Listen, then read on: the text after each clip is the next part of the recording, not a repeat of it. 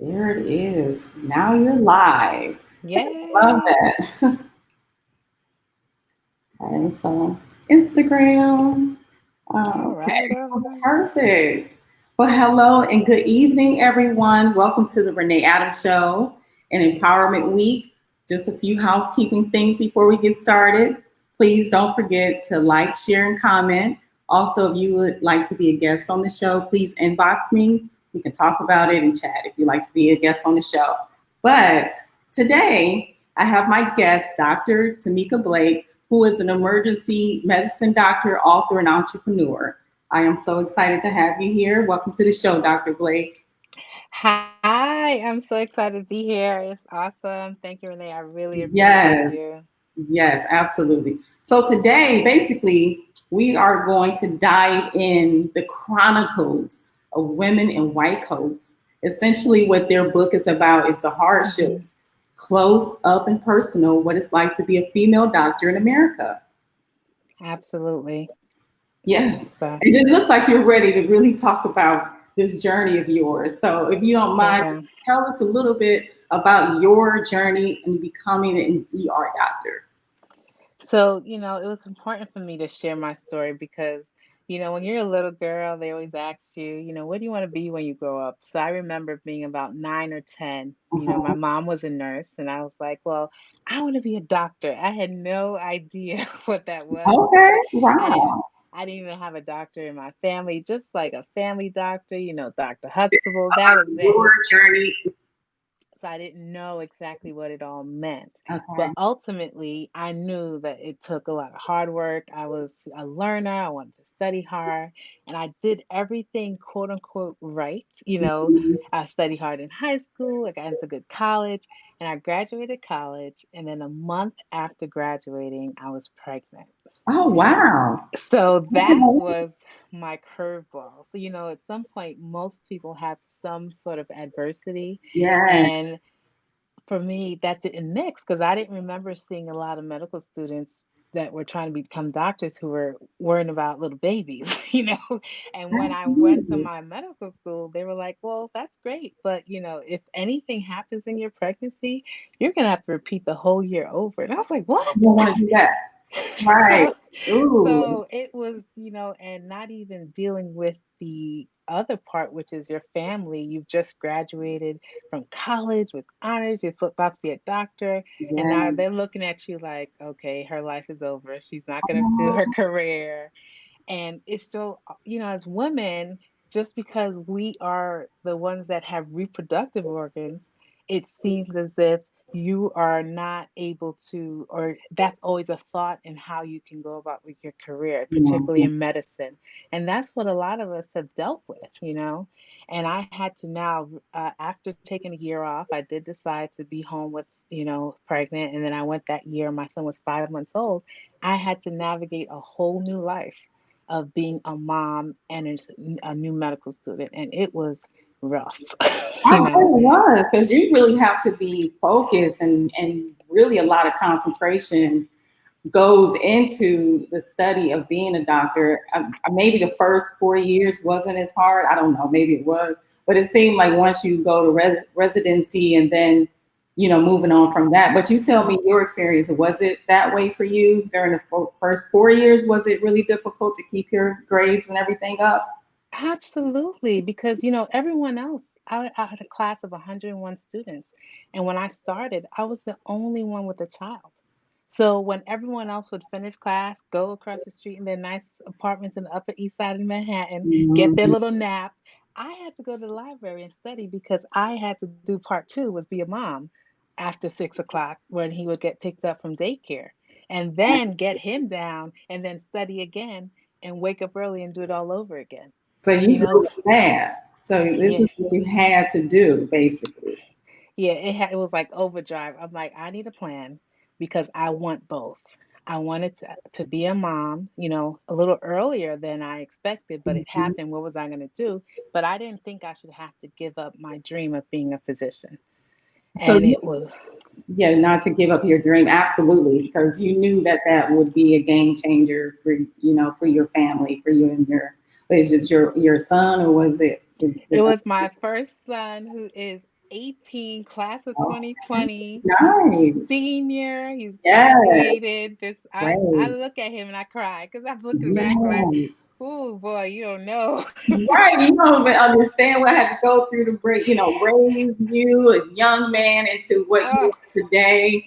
It's tough. Yeah, I can understand. And you actually took, you took the time to actually be a mom. And that's so important because that's what's needed when you become a new mom. Like you have to jump on your feet real fast. like Yeah, real fast. And to be able to raise a boy, as mm, a single mom, and then going to school too. So you did an excellent job. And, I'm sure he's a fine young man. yeah, and Yeah. I was a single mother, and then eventually his dad, my husband, we did get married, but we had to deal with, just being a young couple and all of those things with med school, new baby, so we got married when he was 6 years old. So thankfully we were able to make it. But it's Right. been a struggle. But we had a lot of family that was supporting us and like just really making sure we were, doing what we need to do to get where we needed to be. So I'm so thankful. Looking back, like now I could laugh about it, be like, oh my gosh. But going through it Yeah, was it was not an absolutely. easy chore. Yeah, so tell us more about the Chronicles of Women in White Coats, because there is a reason and meaning more behind just what I explained earlier on in this, to introduce you. But just tell us a little bit about the Chronicles of Women in White Coats. So there are, myself included, 10 women that came together to create this compilation of different stories. And we all, and so interesting, we have these different stories, but there seems to be a common theme. As women in medicine, there are things that we deal with that have not really been even discussed in some forums, because there's a difference in how we are potentially treated, Mm, gender equality, you know, years ago, men used to be the dominant sex for medical school. Now it's equal, but yet when you look at certain jobs within the healthcare administrative field, mhm. typically you'll see males dominate, Why is that? And you have an equal amount in terms of men and women going on to be doctors. So, and there are things that we experience in terms of, potentially um, experiences that may not be pleasant dealing with other men in medicine, whether it's sexual harassment, gender equality, advancement in your career. So there's so many different stories that have come together to make who we are today. And Absolutely. even as we have a lot of physicians of Black women physicians in the book and different stories in regards to race, Mhm. and how we feel we might have been treated differently. Now, all of the things that are coming up to the forefront with Black Lives Matter and Absolutely. social injustice, Yes. that exists in medicine. Right. And I wanted to talk to you because that's basically kind of, that was included into this whole, the title of the book is the Black Lives Matter, as well as COVID-19. So kind of those two correlate with one another with what you're talking about. And as far as like your issues personally, what can you tell us that you had to deal with as an African American and ER doctor, which is like one of the like that's a really really tough position, to be an ER doctor. So, we take care of patients from the time they hit the door. So typically they're truly life-threatening emergencies, heart attacks, strokes, trauma, things that really have to be intervened soon in order to save someone's life. And when you walk into a room, I've had, the look, and I say, well, they're trying to size me up. And all of a sudden it becomes, well, where did you go to school? Mm, So I'm the like, figures, right? I went to Cornell University at med school. They're like, oh, well, why does it have to be an O? So who are the people that's asking you these questions? Are these Patients, patients? visitors, Wow. so, you know, you have to stand firm. right? Because you are the one they're looking towards and caring for them. And when you're a doctor and that patient, there has to be a level of trust. They have to know that they're trusting the information that they're receiving. Right. So for me, and I think a lot of the women in the book, we dealt with, in some way or form, imposter syndrome, where we're still dealing with, are we good enough? Right. And Yeah. I've had to learn to allow my voice be heard and have to pat myself on the back. I've gone to medical school, I've gone to residency, I'm a board certified. It's like you have to repeat it, like affirmations. Right. Yeah. You've done the same thing that everybody else has done, and passed through with your own merit. Your own merit. And without that, you wouldn't be able to be in the position that you are. Like it's hard enough, to study and pass the test and get past that point. And if you don't pass that point, you're not going to go over that line to be an actual ER doctor. It takes a lot of work and just your field. You just have a lot of knowledge that you have to have in order to care for patients in the way that you just explained. Exactly. Right. And I don't take that for granted. I take what I do very seriously. I think it's a privilege, Right. so I want to have that relationship. I want to walk in a room and someone says, yes, they trust me, right? This doctor, and particularly I've been practicing for 10 years, it was harder initially because when I started finishing all my training, I've done the Mhm. medical school, my residency training, I was in like my late 20s. So I walk in the room, I can't go to work like this. I have to wear a white coat. That's right.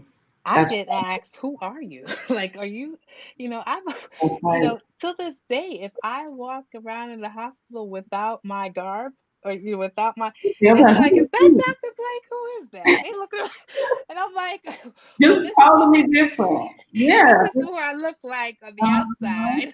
But Hmm. this is me. They're like, I didn't recognize you. Who is that? And You that makes know? you feel a certain kind of way when you have the credentials, and even if you walk in without your white coat, you're looked at like you're not a doctor, and like it is pretty, it is something else how people will judge you, and how they in their own, how they perceive people in their own minds, and then once you really tell them, it's like, oh, it's a shock. They're Like, like, oh, well, I didn't. Oh, you look good today. I'm like, well, what? The other day? I'm like, well, you yeah, don't look like a doctor. What does a doctor look like? look like. Thank you. Right.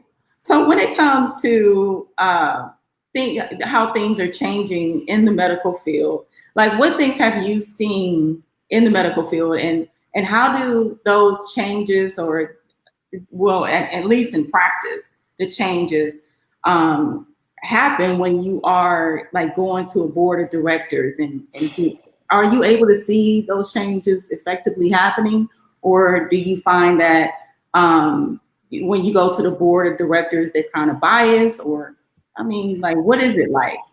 So for me, I'm actually in hospital administration, so I'm a medical director. Wow. So I supervise physicians as well as allied health professionals like the physician assistants, nurse practitioners. So I am actually at the table. Oh, good. So when I have those meetings, I feel a personal sense of responsibility once again to allow my voice be heard. Very good. For ever, if there's an instance where you feel that there needs to be change, whether it's for the physicians, whether it's for the patients.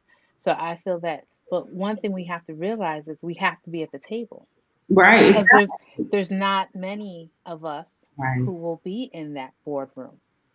And I think now, of late, we're having those conversations about diversity, Very nice. about inclusion, That's where they're like, well, you've been at our table for some time. Tell me, is it hard walking into a room when you're the only one? Absolutely. good. That's what we need to happen. This conversation needs to happen, and for you to be at the table to tell everyone else's story within yourself, like you see yourself in everybody else's shoes. And it's good that you can be at the table and actually be an open voice to tell what exactly what's going on with African American doctors. Yeah, because I think that's the only way we'll be able to incite change. Yeah, That's how other women of color will be at the table. And if you don't see it, you can't believe it, right? You don't, if it's not there, if you've never seen anyone look like you in that position, how are you going to believe that can be you? that's a good point. I like that. So Yeah. there are many of us that can be CEOs, see every O, you name it, but we have to know that that opportunity is something that we can go for. So what do you think they're actually taking away from this? Do you see any kind of changes? Like, what do you feel like the changes are happening within I the field? So within medicine, now the discussion, particularly COVID-19, has highlighted it perfectly. The healthcare disparities and how we can affect change. The color of your skin should not matter on the care you get when you walk through my emergency room. That's right. That's right. And a lot of this is implicit bias that have not been acknowledged. It's been ingrained, it's institutionalized how we learn.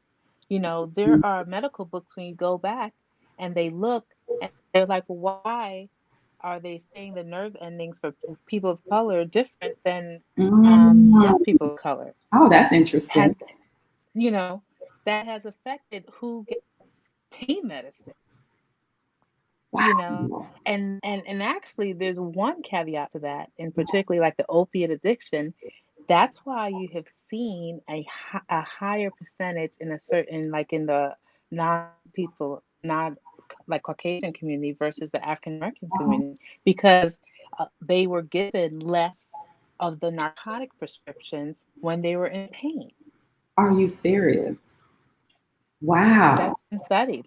So, you Wow. know, I so mean, that's a really, and that's something that when we think about all this stuff that we're trying to prioritize. Like these kind of drugs is what we really need to prioritize to take off of the streets. Like I don't know, yeah. they're just so easily available on the streets. Like I mean, like candy. Yeah, it's and now they have all these databases, when you come to the emergency room, because we have to give less, and there's sometimes there are patients that really need it. Like if your bone got is broken, it's sticking out your body. No, I can only give you five tablets Right. because Yeah. they're addictive. That's good though that they're at least, lessening the dosage. Yeah, Instead of giving too much to where they can sell it off or their kids or someone may get a hold of it and start giving it away to other people. I'm pretty sure some that has happened, the way that this crazy opioid crisis is. I'm pretty yeah. sure it started out like that in some kind of way. Yeah, and it's crazy, and it's actually, now that they've cracked down on the opiates, it's led to the heroin addiction in some communities. Right. Because, Yes. now that it's not as easily accessible, you're getting less from the doctors, and then it's expensive to buy on the street.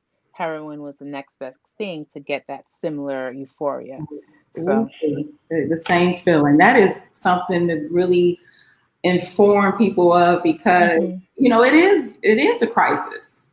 it It is. is growing and growing every single day, and so many people are dying from it. Young kids, teenagers are dying from the just overdosing on it, and you never know like when you're actually going to overdose on fentanyl or the opioids or anything like that. It's just crazy that you just never know when that day is going to come where your life is gone before And you. that's why it's so concerning, because a lot of patients don't realize how addictive it is because it was given to them in a prescription form.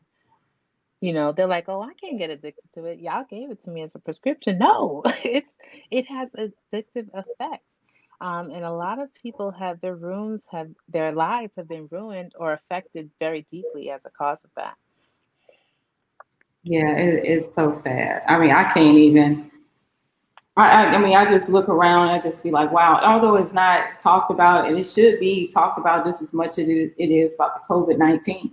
Because every day you turn on the TV, we're talking about, how the spread of COVID-19 and, how people are dying. We need to be talking about these drugs and how many people are dying from that. Yeah. And Crazy. then mental illness right now, there are a lot of people who are sad, depressed, their spirit is low. There's so much things that we're going to have to deal with when this is all said and done and that we're dealing with presently. And obviously, suicidal rates, overdosing, there's a lot of people that need help, and it's going to be the other effect of Mm, COVID-19, the right. loneliness, the sadness, the depression, the financial catastrophe of what has come out of this personally for certain people. So it's a lot that we're going to have to contend with in the medical field. And and how do you actually prepare for that? That's a It's difficult hard. one, right? I've seen a lot of patients who, whether they were of alcohol abuse and now they're have relapsed, and I've had to let them know, or even I like to, even though they're coming to the ER for something medically, I'll say, well, once we've done all the tests, I'm like, well, everything's normal. And I said, are you stressed? Are you feeling anxious? And a lot of us don't want to deal with that. And they're like, no, I'm fine. I said, well, there's a lot going on in the world. Right. It it's is it's it's hard to be just just fine. fine. I Mhm. said, we don't go through pandemics regularly. This is not, and then when you say it like that, they're like, well, I have been drinking a little bit more and there is a concern. I have family history of alcohol abuse. There's so much things. So I'm stressing that even though we have to socially distance, we Yeah. don't have to socially be disconnected. Right. It is so important to stay connected in some kind of way. And when we were actually all quarantined, one of the things that I noticed most on the app TikTok was people talking about alcohol all the time. I don't know if you ever had it. And it really became kind of sad because I was starting to get into TikTok, like, oh, okay, let me try to use this in another way for my platform. And Uh-huh. you're trying to find different ways to be creative and off of TikTok or what everybody else is doing. And the only thing you would hear is just little quotes about alcohol and drinking a lot, and because they are lonely, they are bored, and that's what they always talk about. And I was thinking, if you actually listen to TikTok all the time, you would absorb that information and start being Hmm. an alcoholic. It Like, it serious. can happen, right? If you're Right. home and all the things you used to go out, you used to do all these things, and now you're like, well, how much Facebook, how much Instagram can you Yeah. do, right? Right. Or if you're Exactly. on the Facebook, well, let me get a glass. Well, what's Right. hard is when that glass becomes 10, right? What You're happened? like, oh, I'm finished a Right. bottle today, Yeah. so Did I it drink that whole bottle? Did I drink 2 bottles today? Like, yeah. so And they even was talking about it on the news that, alcohol was like the best seller at that time. Like, listen, you know, I am sure there was one. I swear, we got an above ground pool because that was my sanity on the weekends for the kids. So that was, I went to Publix and I swear I got some for myself and my girl. And she was like, get me some. They looked at me sideways. I'm pretty sure because I had way too many bottles when I was taking it. okay. She was like, oh, somebody's about to have a good Stocking time. up. Yep, stocking up. Yeah, because that's Yeah. how you feel. Like you want to stock up. So whenever you feel like real boredom, you're like, but some people already had that feeling before it's even happened, but they were able to occupy themselves in Yeah. a way, keep a little bit more busier. But then when you're faced with your own demons, then it's the way out is through alcohol. It's your escapism, right? So Yeah. yeah. And then it becomes a disease, it becomes an addiction, and so on and so on and so on. But yeah, I was just like, oh, I need to stop watching TikTok. I I had no idea. I was on TikTok and this is my first experience through quarantine, and that was like my getaway from all the COVID stuff going on in the Okay. hospital. I was learning Renegade. My kids had me doing all type of stuff. So I was doing dances. I felt like I was in boot camp. They was like, "You gonna do another one, Mom?" I'm like, "No, I'm done because y'all were having too much fun with me, and I'm over it." So Well, that's good that you have fun with it. Like you are like an ER doctor that's like always busy, always on the run, and your job can take a toll on you. So for you to hmm have fun like that, that is great. Like yeah, I would have thought that you would have like, yeah, I tried it too with my kids, but yeah, I did it, and they was like, "Oh," my daughter said something to me. I nearly fell out. She's like, "Mom, you was busting it down." I said, "First of all, you're 10. You shouldn't be using that term." you can bust it You- down, I'm like, "What is busting it down, young lady?" right? So it was so funny, but it was a family, getting us more connected because I have my first son and my 9 and 10-year-old, the two younger babies. So Yeah, it was a way for us to spend time together, even in the midst of quarantining. yeah, So that's how good. we did it. So what is your schedule like? How does it look like today? Like with everything that is going on, and how are you able to kind of cope and balance all of that? So for emergency medicine, I've always liked it because it's not a Monday through Friday 9 to 5. So I typically work about 3 times a week, and the shift work, but it varies. So I could work a morning shift, evening shift, weekend. Oh, So good. that allows me to have days off in between, and that's actually how I like it. Yeah.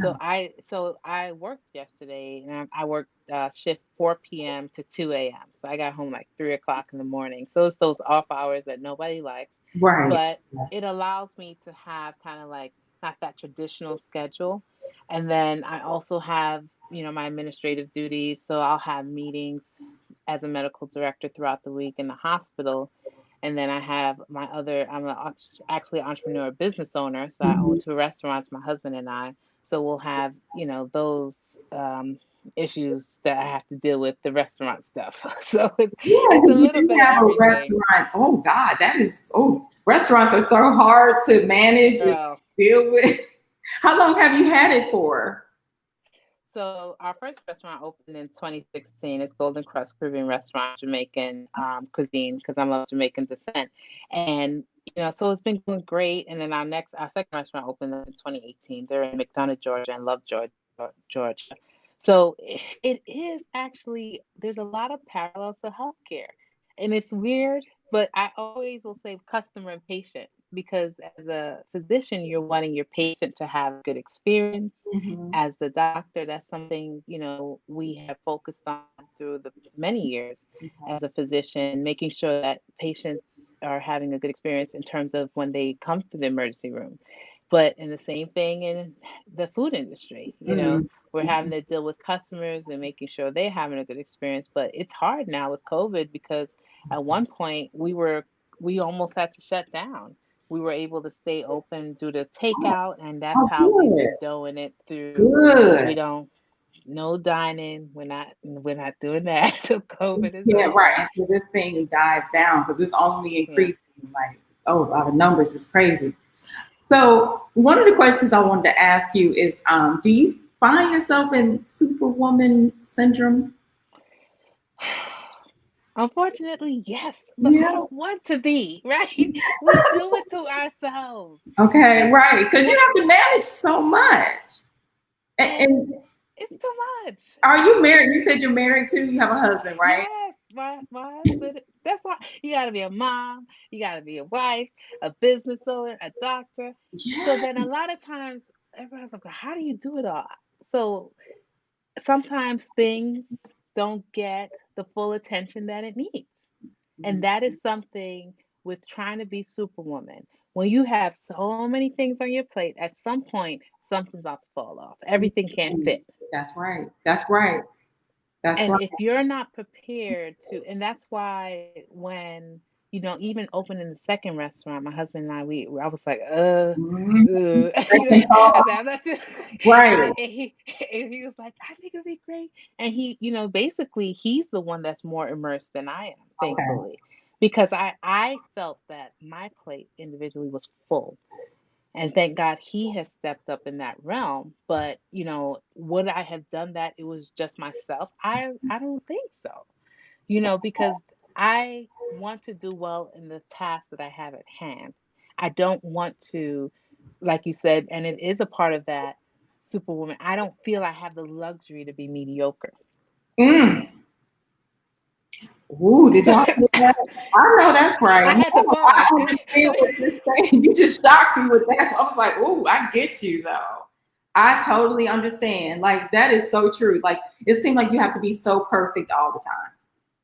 we don't have that luxury. Yeah, So when I'm taking on anything on my plate, yeah. I'm very attentive to how much I can give, Okay, and because you want it to hopefully exceed expectations. right. Who I don't think we aim to be average, No, right? nope. You don't take on like I want to write, women's and white coats the chronicle. I want to be an author to be okay, right? I want Mm-hmm. it to be I want to be the okay book. So anything you're doing, Mm-hmm. you want to do well at, and if you're Absolutely. doing a million things, something's going to suffer. So is that the book that you have right there? The white? Yeah, Yeah. I see it. Oh, that's beautiful. Yeah. Yes, I love it. And all our authors on the back, and it's awesome. Absolutely. And out of all of the authors on the book, I said, if I'm going to pick anyone, I'd rather pick doctors in Georgia since I live here now. I just moved here in Yeah. January. So I was like, let me talk to the doctors that actually live here in Georgia. So I chose you and another one of the other doctors, the only other one I guess that lives in Georgia. So, but I appreciate your, just giving your side on things because it really means a lot. And I think that's why I wanted to talk to two. I'm actually like stretching myself out this week because Empowerment Week is normally like five days, and I actually had supposedly I was supposed to have two interviews today, but Oh it's my going God. all the way until Saturday instead of it lasting until Friday. So I don't know. It was just something that made me want to. That I don't know. I want to be open to talking to both of them for whatever Hmm. reason that was. But I'm sure, just like with this interview, there's messages and your story. It's going to touch certain people. I mean, just your story alone, just your journey of being a single parent mom and going into medical school. Like there is probably doctors that are in the same situation or thinking about an abortion because they are going to medical school. So to hear your story, to say I pushed through, I did it, and now look at my 18-year-old son and where he's headed today. Like that brought tears to your eyes to know that journey that you carried on with strength and whatever you had in you, you did it. You didn't turn that away to pursue out of you being selfish. So Girl, that you was hit a some of nerve the just facts. there. I'm telling you, because I mean, I'm sure there are so many that looked at me and said, "Well, why don't she just go ahead and take care of that? She don't have time for that." Yeah. And I remember, when you're in college, in high school, everyone's like, "Oh, I want 4 kids, 5 kids," and I was like, "I want to be a doctor." I was focused, Yeah. and I was actually one of my first friends to have a child. But I remember when it happened, even though it was earlier than what I anticipated, I said, well, what if this is the only child God's going to grant me? Right. That's right. Okay. Yeah. So I Absolutely. was willing to do whatever it was to Yes. do both, Absolutely. literally. I love So it. that for me, although I have no issues with the woman's choice, but particularly for me, that was why I said I'm doing both. Wow. That's incredible.